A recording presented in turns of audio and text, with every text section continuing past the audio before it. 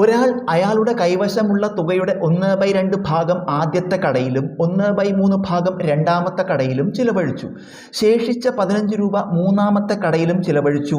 അയാളുടെ കൈവശം എത്ര രൂപ ഉണ്ടായിരുന്നു? ആദ്യം അയാളുടെ കൈവശം ഉണ്ടായിരുന്ന തുക നമുക്കറിയില്ല. ആദ്യം ഉണ്ടായിരുന്ന തുക എക്സ് രൂപ എന്ന് കരുതുക. ഇതിലത്തെ 1/2 ഭാഗം ആദ്യത്തെ കടയിൽ ചിലവഴിച്ചു, 1/3 ഭാഗം രണ്ടാമത്തെ കടയിൽ ചിലവഴിച്ചു. അത് കഴിഞ്ഞപ്പോൾ അയാളുടെ കയ്യിൽ 15 രൂപയേ ഉള്ളൂ, അതും ചിലവാക്കി. അപ്പോൾ ആദ്യം എത്ര ഉണ്ടായിരുന്നു? ആദ്യം ഉണ്ടായിരുന്നത് എക്സ് ആണെങ്കിൽ ആദ്യത്തെ കടയിൽ എത്ര ചിലവഴിച്ചത്?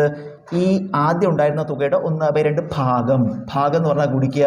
അപ്പോൾ ആദ്യത്തെ കടയിൽ ചിലവഴിച്ചത് 1/2 എക്സ് ആണ് ആദ്യത്തെ കടയിൽ ചിലവഴിച്ചത്. രണ്ടാമത്തെ കടയിലോ 1/3 ഭാഗം എന്ന് പറഞ്ഞാൽ ഗുണിക്കുക. രണ്ടാമത്തെ കടയിൽ ഇതിൻ്റെ 1/3 ഭാഗം, അത് 1/3 കൊണ്ട് ഗുണിക്കുക. എത്ര ചിലവഴിച്ച്? 1/3 എക്സ്. ആദ്യത്തെ കടയിൽ 1/2 എക്സ് ചിലവഴിച്ചു, അടുത്ത കടയിൽ 1/3 ചിലവഴിച്ചു.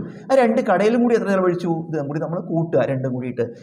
1/2 എക്സ് പറഞ്ഞാൽ നമുക്ക് ഇതിനെ x/2 എന്ന് എഴുതാം. x/2. 1/3 എക്സ് എന്ത് എഴുതാം? x/3. ഇത് രണ്ടും കൂടി കൂട്ടുക. ഇതെങ്ങനെ കൂട്ടുക? എക്സ് കൊണ്ട് 3നെ ഗുണിക്കുക, 3x. ഇടയിൽ ചിഹ്നം ഇടുക, കൂട്ടണം. എക്സ് കൊണ്ട് 2നെ ഗുണിക്കുക, 2x. ഛേദങ്ങൾ ഗുണിക്കുക, 2×3 = 6. കൂട്ടുമ്പോൾ 5x/6 ആണ് രണ്ട് കടയിലും കൂടി ചിലവഴിച്ചത്. അപ്പം ഇനി ബാക്കി എത്രയുണ്ട് ചോദിച്ചാൽ എന്താ ചെയ്യുക? ആകെയുള്ളത് എന്ത് കുറയ്ക്കുക? ആകെയുള്ളത് എത്രയാണ്? എക്സ്. അതിന്ന് 5x/6 കുറയ്ക്കുക. ഇതാണ് ബാക്കിയുള്ളത്. ഇതെങ്ങനെ നമുക്ക് കുറയ്ക്കുക? ഇത് കുറയ്ക്കാൻ എക്സ് കൊണ്ട് ഛേദത്തെ ഗുണിക്കുക. എത്ര വരിക? x × 6 6x. പിന്നെ കുറയ്ക്കണം 5x, അതുപോലെ ഇടുക, കുറയ്ക്കണം 5x. പൊതു ഛേദമായിട്ട് ഈ 6 ഇടുക. അപ്പം എന്താ വരിക? 6x എന്ന് 5x കുറച്ച് എന്ത് വരും? 1x. അതായത് x/6.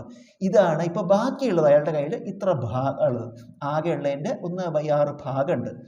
അത് എത്ര റുപ്യെന്ന് തന്നിട്ടുണ്ട്? ബാക്കി എത്ര ഉള്ളത്? 15 രൂപ. അതായത് ഇത് രണ്ടും തുല്യമാണ്. ഇത് അയാളുടെ കയ്യിൽ ഇപ്പം എത്ര ഉണ്ട് എന്നുള്ളതാണ്, അയാളുടെ കയ്യിലുള്ള രൂപയാണത്. അപ്പോൾ രണ്ടും തുല്യമാണ്. അപ്പോൾ നമുക്ക് എന്ത് എഴുതാം? x/6 = 15. /6 അങ്ങോട്ട് എടുക്കുമ്പോൾ x /6 അങ്ങോട്ട് പോകുമ്പോൾ ഇൻറ്റു ആവും. 15 × 6 = 90. എന്താണ് എക്സ്? ആദ്യം അയാളുടെ കൈവശം ഉണ്ടായിരുന്ന തുക എത്രയാണ്? 90 രൂപ.